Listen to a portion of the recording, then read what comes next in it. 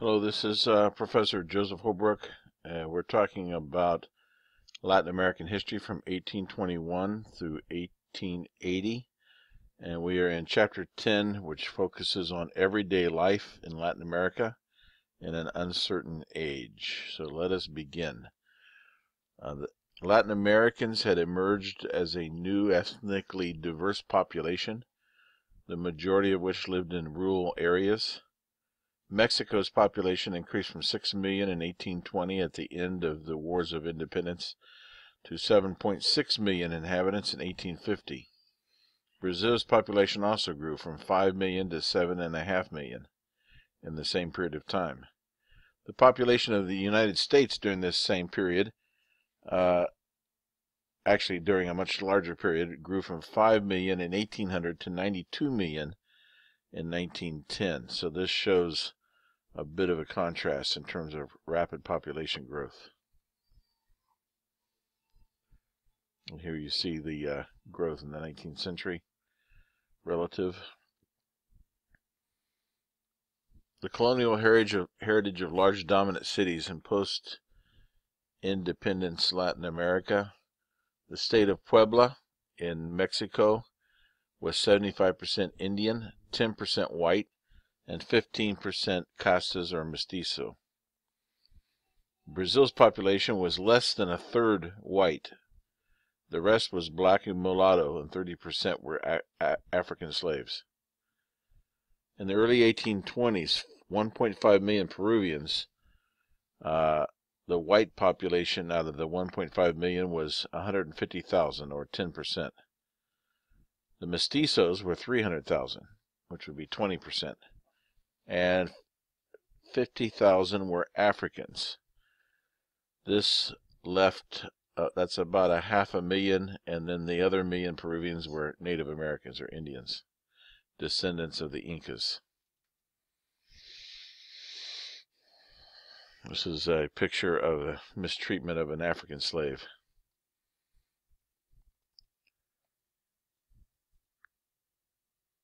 In the work life on large estates such as Haciendas, Estancias, Plantations, and Fazendas, the estate employees worked long, hard hours. Owners combined their farming with sharecropper or tenant cultivated lands. Conditions on the haciendas varied according to the region. Debt peonage was an alternative, that a form of forced labor that appeared very similar to slavery. Women administered the domestic sphere. Corn, this is in Mexico in particular, corn comprised 75% of a peon's family diet. Girls stayed at home and learned needlework while boys went to school.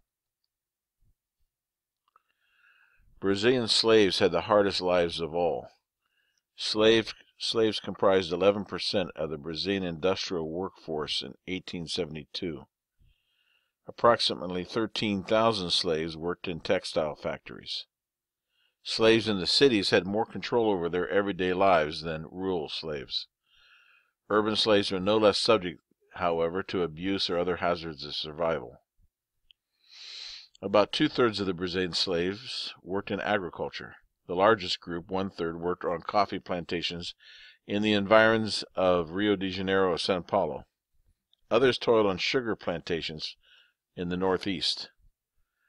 In 1800, Brazil had 1 million slaves. By 1850, Brazil had imported an additional 1 million more.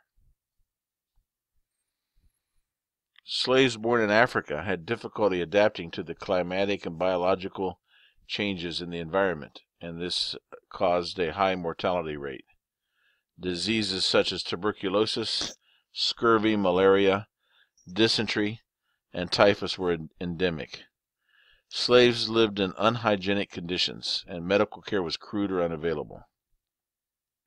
The death rate of slaves always exceeded the birth rate, hence the need for continued importation from Africa. The slave's daily routine lasted often 16 to 17 hours of work, and corporal punishment included being whipped or placed in stocks, for example, was common.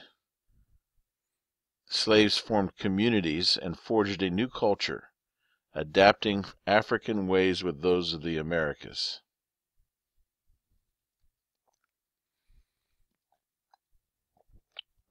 However, their slaves were free to some degree to practice their religion and offered some resistance. They practiced godparenthood, compadrazgo, in which the friends of the parents of a child became godparents, obligated to care for the child if the parents died. Slaves also synthesized their African religions with Catholicism, producing a type of folk Catholicism and religious cults such as Candomblé, Voodoo, and Santeria. African deities often took on the guise of Catholic saints. Slaves resisted passively by slowing the work pace, working shoddily, or refusing to do work that did not fit with their described assignment. Cooks sometimes would refuse to do housework, for example. Occasionally, slaves struck back violently at their masters. Often, slaves had to gain their freedom by running away to form isolated communities known as quilombos.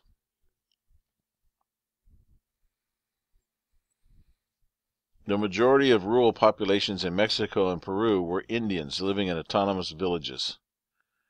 These villages had symbiotic and conflicting relationships with haciendas.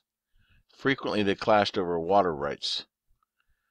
The haciendas needed surplus temporary labor.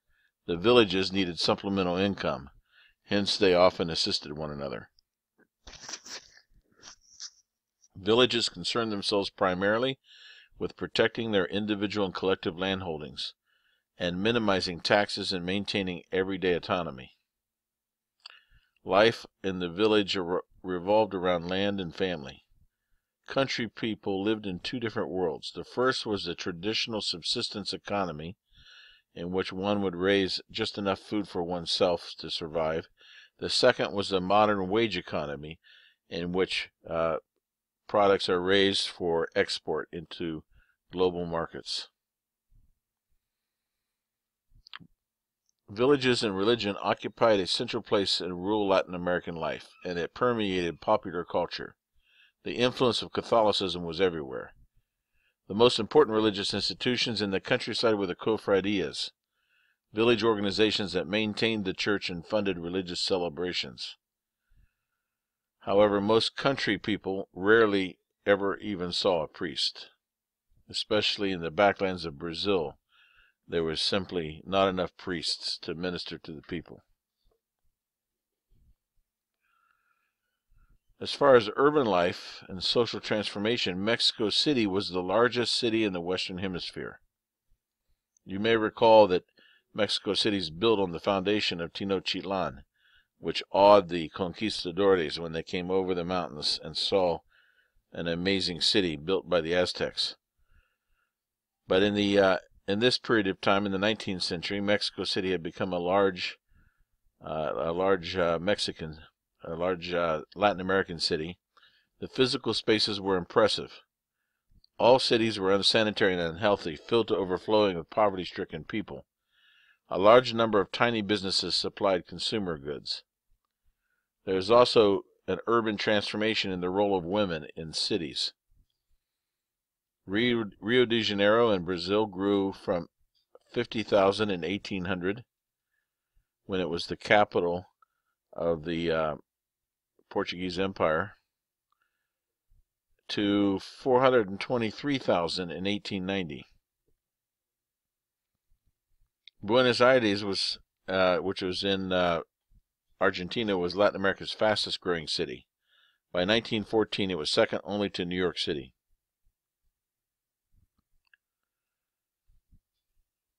The urban growth created a transformation in gender relations.